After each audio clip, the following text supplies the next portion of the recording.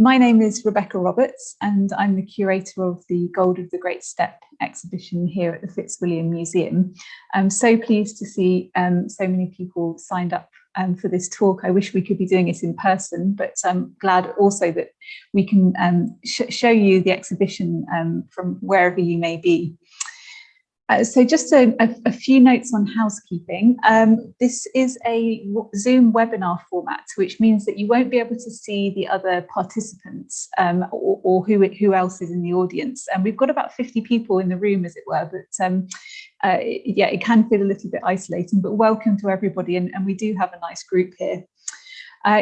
During the talk, if you do have any questions, you should see a question and answer box at the bottom, and you can type questions as they occur to you, and then we'll come to those at the end. So if you do have questions, please feel free to type them as I'm talking. The format of this webinar will be, I'll be here. I'm in the gallery here in the Fitzwilliam, and we also have our roving camera, Jenny Williams, you'll see, so we can actually show you some of the objects in the exhibition itself. It's a slightly experimental format, so do bear with us. In addition, I have some slides to show you, and we have some close-up photographs so you can get a really good view, because the video quality over Zoom isn't quite as crisp as we would like it. But hopefully this combined format will give you a really great view of the artefacts in the exhibition. This webinar is being recorded, but your participation, your names, and you are not being recorded, you're not on video, and the questions can be asked anonymously as well if you wish. So although we are recording, it's just our end of the webinar, and you as the audience are not being and will not be recorded. I think that's all of the housekeeping.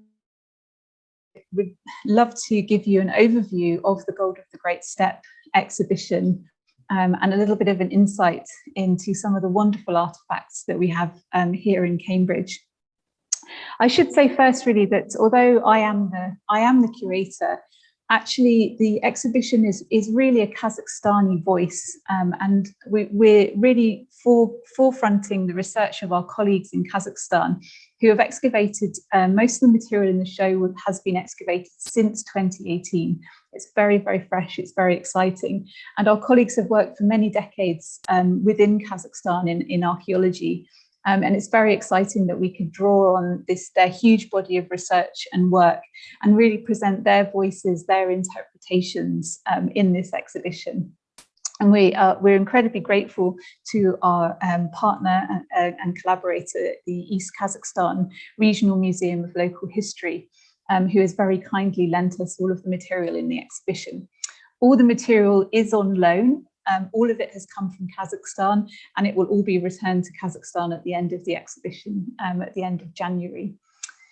We're also incredibly grateful to the regional government of East Kazakhstan, who have supported not only this exhibition, but have supported a large program of excavation and archaeological research in East Kazakhstan. And it's the heritage in East Kazakhstan is vulnerable. It's vulnerable to looting. It's vulnerable to climate change. Some of these burial mounds have permafrost, which is preserving organic material, but that's rapidly deteriorating. So we're talking about heritage which is incredibly important, but also incredibly vulnerable. And we're just so grateful and impressed with the research that our Kazakhstani colleagues have been carrying out, and also their resilience and determination to preserve this material. They've been excavating throughout the pandemic. Some of this material was actually excavated in 2020. So it's a real story of dedication to archaeological research. So I'm just going to share my screen and give you a very short amount of background to just where we are in the world. So it's gold of the Great Steppe. So where is the Great Steppe? Well, you can see here that the Great Steppe really is great in the sense of enormity, and it's an area of grassland that reaches from the Black Sea area in the west all the way over to eastern Siberia. So we're talking about an enormous ecological zone of these wide open grasses and open plains. But also you can see here, so we've got Kazakhstan here in the middle, and the East Kazakhstan region is highlighted here in red. You can see it's nestled up against the Altai mountains. So while we have this huge open grassland, we also have this sort of mountainous zone as well. So it's a wonderful landscape of contrasts. These mountains rising up and the steppe stretching away from the mountains. Now the gold, where is the gold coming from is often one of the first questions people ask. And here's a map of the geological deposits of gold in Kazakhstan. And you can see that Kazakhstan itself is incredibly rich in natural gold deposits. And the East Kazakhstan region, the Altai region, you can see here in particular, is very, very rich in gold. In fact, not only gold, but also other metallic deposits and other mineral resources, tin being incredibly important for bronze production, as well as other minerals, semi-precious stones such as turquoise, which we'll talk about a little bit later. So just to remind you, we're in the East Kazakhstan region. Here's an image of what it looks like. So you can see this incredible landscape of open steppe land bounded by mountains. And it's really this difference between the ecological zones, which is so special, that there are many different environments that can be found in the region, and which the Saka people we are studying in the exhibition and showing in the exhibition, they use these environmental zones in a variety of very interesting ways. So who were the Saka people and what is the exhibition about? Well, the Saka people lived from about 900 BC to about 200 BC. A recent genetic study has shown that the Saka people were part of the broader Scythian populations, which occupied the entirety of the Great Steppe. But the Saka were an eastern group of Scythians who occupied this region around the Altai mountains, and were actually one of the earliest groups to emerge and start to create this Scythian culture that would eventually come to dominate the whole Great Steppe region. And the legacy they left on the landscape is in the form of these huge burial mounds, otherwise known as Kurgans in Russian. And you can see here, this particular burial mound I'll talk about in detail, but if you look behind the burial mound here, you can just see that there are other mounds stretching away in a line across this wonderful landscape. So this is the cemetery of Yelike-Sazi, which is located in the southern part of East Kazakhstan. And it has over 300 burial mounds, which are all located on natural ridges and in the landscape, which is also crossed by rivers. You can see it's bounded by mountains. And it's an incredibly special place. It's almost a hidden valley. It's accessed through a mountain pass, which then opens up into this valley. And there are two other cemetery complexes that we have material from in the exhibition, Shirikti and Birel, and each of those also are just wonderful places. And the Saka had a real sense of place and landscape, and they used the burial mounds to really mark their location within that landscape. So this is the rather unromantically named Kurgan 4 of Group 2 of the Yelike-Sazi. So it's one of the 300 Kurgans at the burial complex. It's also one of the largest, and there are some very large ones. And this was excavated in 2018 by Professor Zainullah Samashev, who's based at the Institute of Archaeology in Almaty and Nur Sultan in Kazakhstan.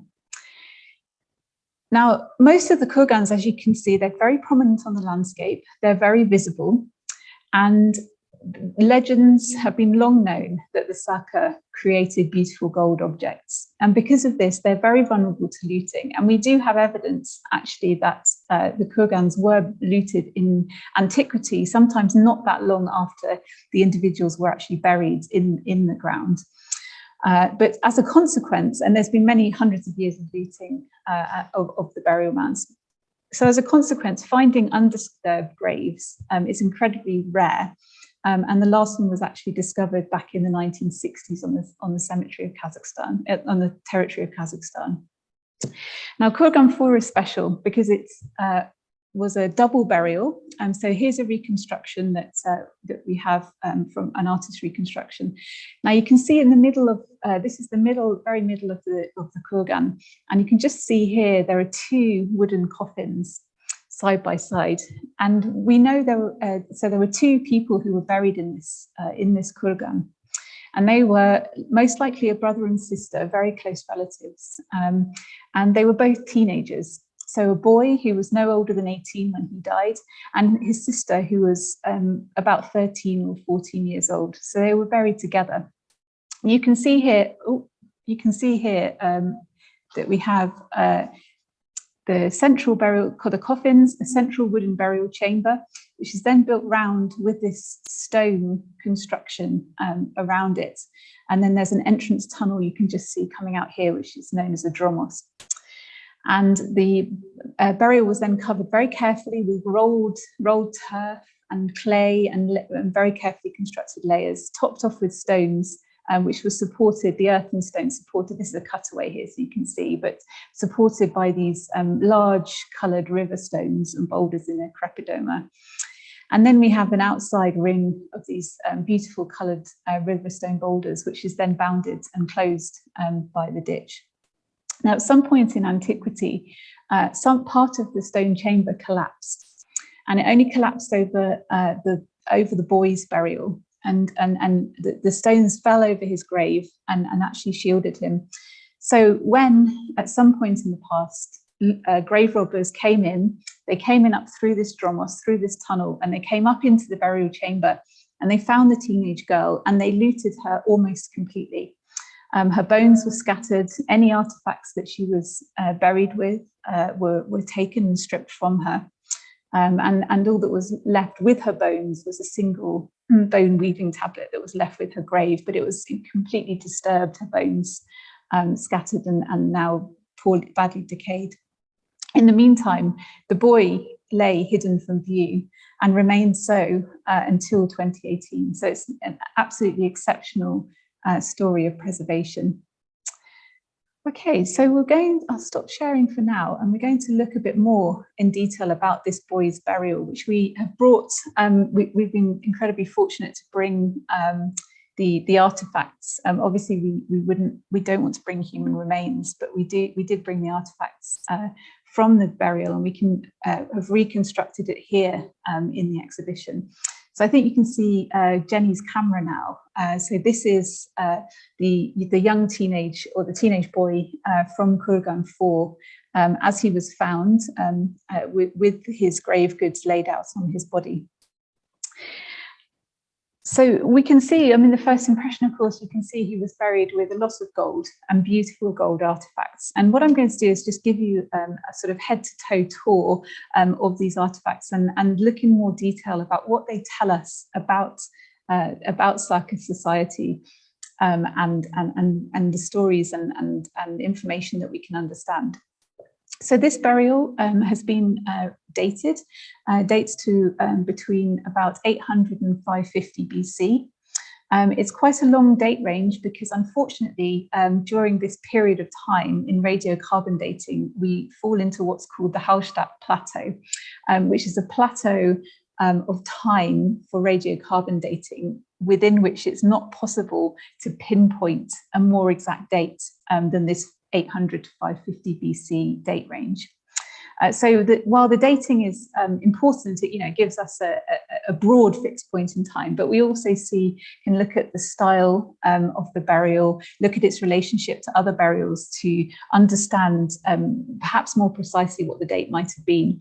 And our colleagues in Kazakhstan believe that this is a very early Saka burial, probably dating closer to that 800 BC date than later. And this is partly from the placement of the burial within the cemetery, but also the style and that we see in the artifacts as well.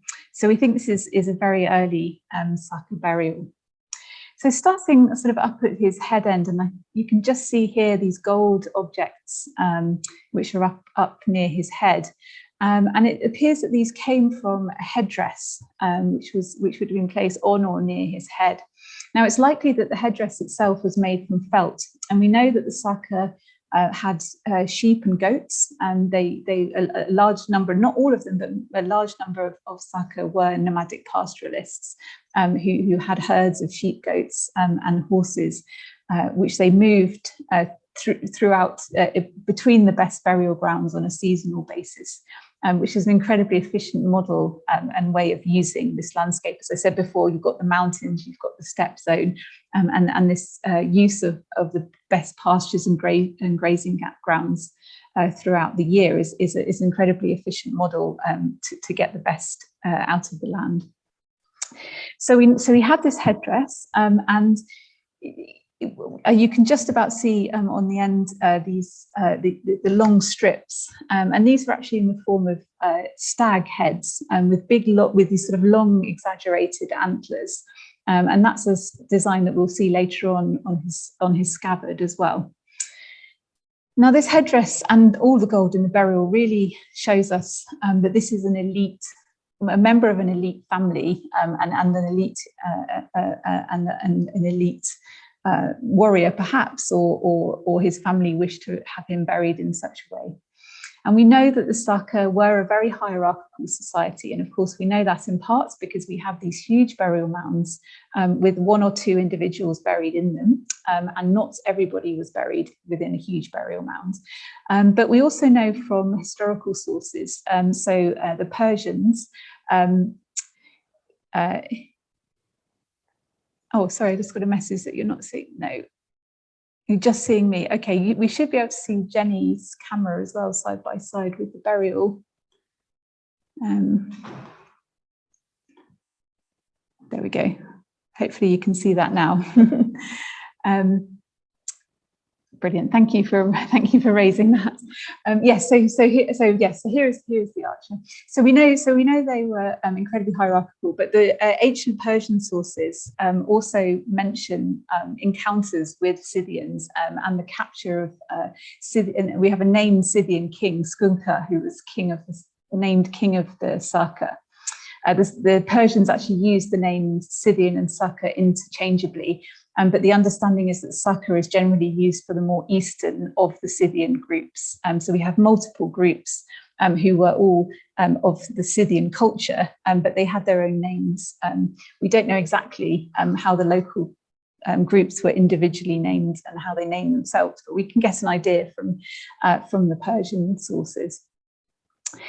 So we know his elite burial, we know the Saka had elite society, and this is really expressed through this huge gold torque, which you can see here, that was placed around his neck. Now, the torque is made from a single rod of gold. It weighs over 300 grams, and was made by taking a rod of gold, which was then twisted under torsion, twisted into a spiral design with these squared finials at the end. Now, I'm just going to share my screen again and show you some images from the microscope, so we can just look in a little bit more detail about that torque. So here is a microscope image of the torque, and you can see here the twisting of the torque and this spiral design. But if you look over in this right-hand section here, you can see where the gold has actually just begun to split during that process of working, and it's just given us this wonderful view of that process, the energy and the activity of really creating this item. We can also see here there's a little area here of some kind of damage that's occurred to the torque itself. Now, this is interesting. It could have occurred while the torque was being produced. So it could be something that happened, some damage that caused during production, or perhaps it's some wear which actually occurred while the torque was being used during perhaps as a ceremonial function during the life of this teenager. We're currently working, we have a program of research into all these items, and I have I'm supervising a PhD student who is from Kazakhstan, who's studying her PhD at Cambridge, Sultanate Amir, and she is studying all of this material for her PhD, and we're incredibly fortunate that we can use the wonderful equipment that we have here at Cambridge to then find out new stories about all of these artefacts. Okay, I'll stop sharing. We're going to move a little bit further down the archer now, and we go back to Jenny's camera. So if we look down at his hip, you can just see this bronze hinged item here, which looks a bit like a horse's bit. And it's got an interlinking joint in the center of it. And then you can just see these two rounded ends at either end. And if you look to the gold scabbards, you can just see it's sort of picked out in white here. But there's a hole in the scabbard. Now the end of that interlinking joint fits perfectly into the scabbard, and the other end of this hinged item would have gone into a weapons belt, probably around the boy's waist. Now this piece really tells us a fantastic story, because not only is it's made of bronze, it's beautifully made. The hinge part is still fully functional, even after 2,700 years. It's just incredible. But it's also a very clever piece of engineering. And what it did was it sat on the weapons belt, attached the weapon. But when the owner was riding on horseback, it would prevent the weapon from bashing against his leg. He actually had one on each side. So he had one for his scabbard, which you can see on his right side, and he had another one on his left side, which would have attached to his bow case and quiver. So this really tells us a story about the importance of horses and horse riding to the Saka people. Now we know for the majority of the Saka that we know that horses were so important, not from this grave. In fact, this burial did not include horses, but many other Saka burials included horses who were buried in the burial chambers with their human companions. And one of the burial sites of Birel, which is in the northeast of the region, in some cases up to 17 horses were actually buried with their humans.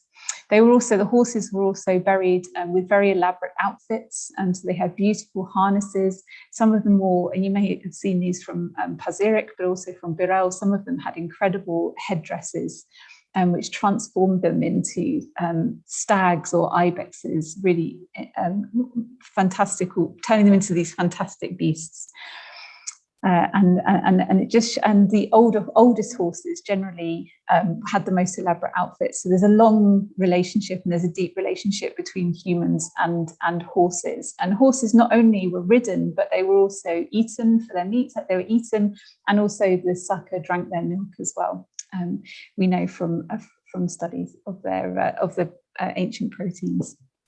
So let's look at the scabbard, and you can see here again this scabbard would have been made with a wooden mold in the centre. So it would have had been a wooden scabbard, which was then overlaid with this gold sheeting.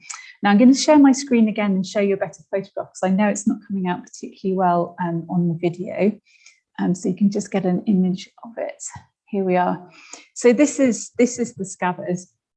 Now you can see the design. I talked earlier about the deer with the long antlers, and we can see them here. So there's a head of the deer. The eyes are picked out with this turquoise here. We've got an ear here, and then here are the stylized antlers, which are elongated and running all the way up the length. We've actually got 4 deer here with their noses touching, which go along the length of the scabbard.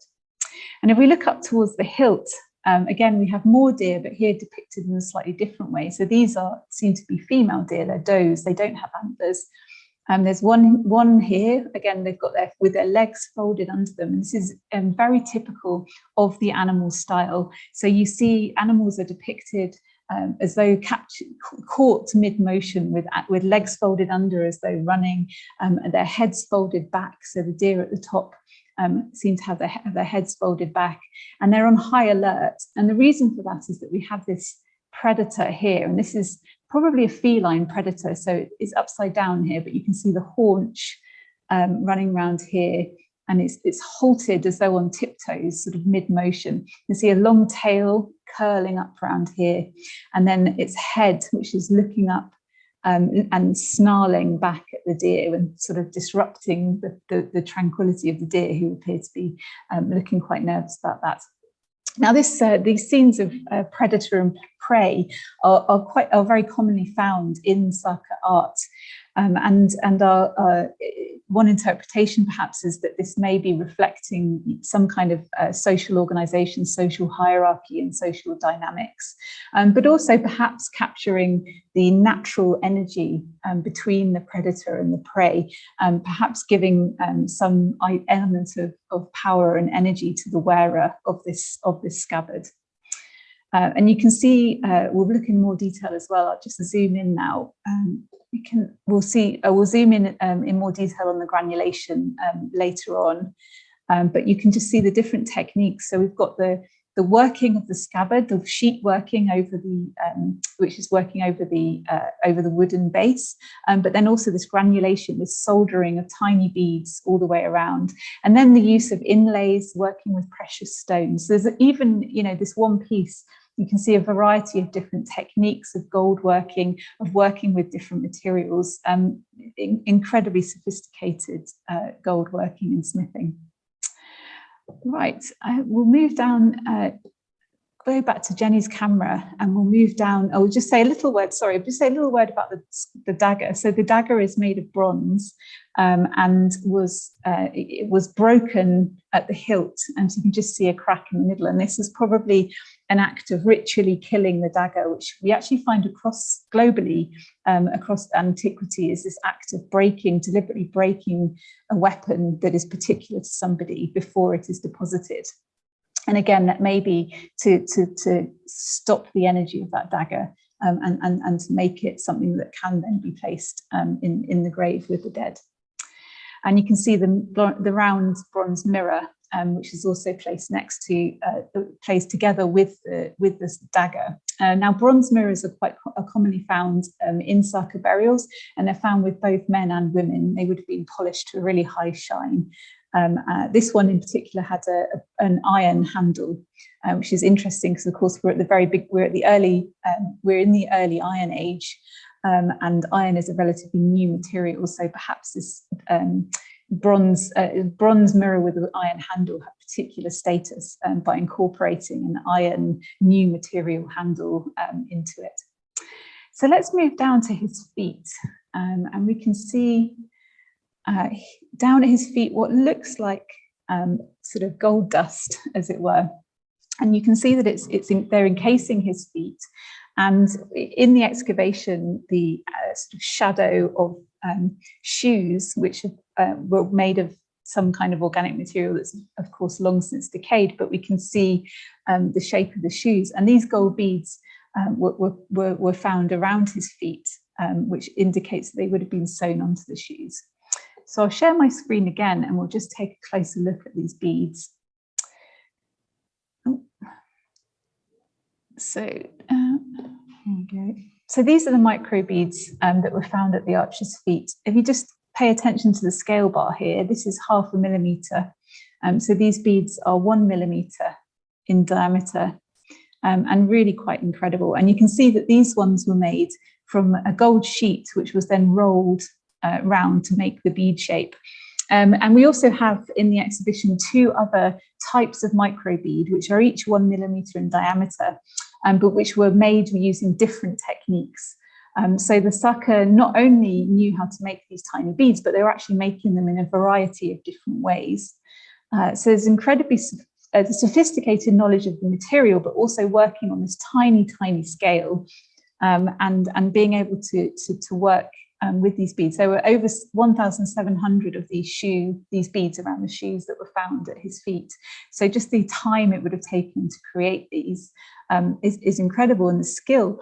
But they also tell us a story about not only could the Saka command the time of skilled craftspeople, but also people skilled in sewing, and the time it would have taken to sew 1,700 beads onto a pair of shoes. It's just an incredible investment in human labor. So, you know, from his neck, we have this solid gold torque, which is, you know, a sort of rather obvious, brash expression of wealth and status. But then down at his shoes, we have an equally powerful sort of show of status in demonstrating the amount of time it would have taken to both create and then sew on these beads onto shoes. Now, why put beads onto shoes? Well, we think because if you're up on horseback, that means that everybody else who's standing on the ground will be at eye level with your shoes and will see your sort of dazzling, sparkling shoes as you ride across the steppe. So again, it's a sort of social signalling, we think. And so these, as I say, 1,700 beads from his feet, but we also have over 10,000 beads, which were found in a hoard, which was located just outside the burial chamber of Kurgan 4 as well. So again, the time investment to sew over 10,000 1mm diameter beads is just incredible, and to see that human hand and the human labor behind it is really quite moving. Right, I'll stop sharing. We'll just go and have a look around. So Jenny now is showing you the deer plaques. So these are, again, female deer. We've got 7 does, which were found. They were actually located along his body, but possibly were all decorating his bow case, which, as I said, would have been made of, it would have been made of leather, and was then decorated with gold. So what you can see here coming into view is just the shape of the bow case. So you can see this pear-shaped end piece, and then this long decorative golden plaque, which would have formed the decoration for the wooden part of the bow case, which was then attached to the leather quiver, and we do have preserved one piece of the leather, which is retains the impressions of the arrows. He was buried with 40 arrows as well, of which some of the leather and then part of the wooden or reed shaft and the binding, which is possibly horsehair, has also been preserved. And so we do have some exceptional preservation from this burial. We'll take a closer look at this pear-shaped plaque. So this would have been placed on the end of the bow case. So it would have been anybody looking at the archer. So the bow case, you know, sort of attached to his weapons belt, perhaps slung over his shoulder. And this would have been immediately visible to anybody looking at him, and really showing you that, you know, this is a warrior, this is an archer. Okay, so I'll show you a close-up so we can see the design on here. So this is the plaque. This is the end plaque of the combined quiver and bow case, which is known as a goritos, and which is a specialised combined bow and quiver case, which you find among the Scythian peoples. Now, the Scythians used a particular type of bow. It was a composite bow, probably made of wood, sinew, and horn.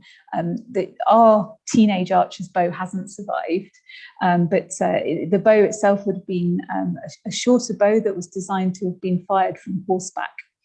And you can see on this the sort of stem of this goritos end plaque, this actually would have divided the quiver in 2. So he could have many could have had 2 different types of arrow, one for warfare and one for hunting. Our archer had 40 arrows, which were all actually the same, but beautifully preserved. Now, the design on this goritos end plaque is sort of heraldic in nature. You can see there are 2 deer, which have their backs to each other, so their haunches and their legs turning away. They have their legs folded under them, again in this classic animal style pose. And then their faces are turned towards each other. And we've got this nose and lips picked out, so in turquoise and lapis lazuli. Their ears and eyes, again, picked out in these precious stones. And there's an interesting sort of binary opposition here and a tension, perhaps, because although that it almost looks symmetrical, and yet it's not quite. They're picked out using different stones. They're not completely identical. And although they're facing each other, their backs are turned away. If we look down to the bottom, again, we have this granulation technique, these tiny soldered gold balls. But if you look down the very bottom on this S-shaped little design here, there's a ball that appears to be missing. Now, on closer inspection, there doesn't appear to be any sort of scarring or anything that would indicate there was ever a little ball soldered there. This granulation wasn't there. So again, could this be perhaps an expression of not making things too perfect? And we're not quite sure, but there's a fascinating amount of tension and opposition. So this is just showing you a little closer look at these balls, and you can see just between these two here a little bit of the soldering here, and some of the attachments, some of the solder that was used to attach these onto the gold. Also incredibly fine work, and again, here's our scale bar, 0.5 millimeter, so these are really tiny. And just to take a closer look at the eye of the deer here, so we've got this wonderful lapis lazuli, which is sitting as the pupil, and then we've got this turquoise around the outside, and you can just see the detail in the work and the precision with which they work with these precious stones. Turquoise is found in the Altai region. It would have been found locally, so the Saka knew where to find it locally. Lapis lazuli, the nearest source is actually in the Baikal region in Siberia, which is about 800 kilometers away. So although the gold is local, the turquoise is local, the Saka also seem to have long distance trade networks, and were able to source these precious stones from quite far away. Okay, so we'll move on to look at this long piece, this long decorative plaque from the bow case, and you can just about see the detail on this. So this would have been a wooden mold, which would have formed the top of the bow case with this gold sheeting over the top.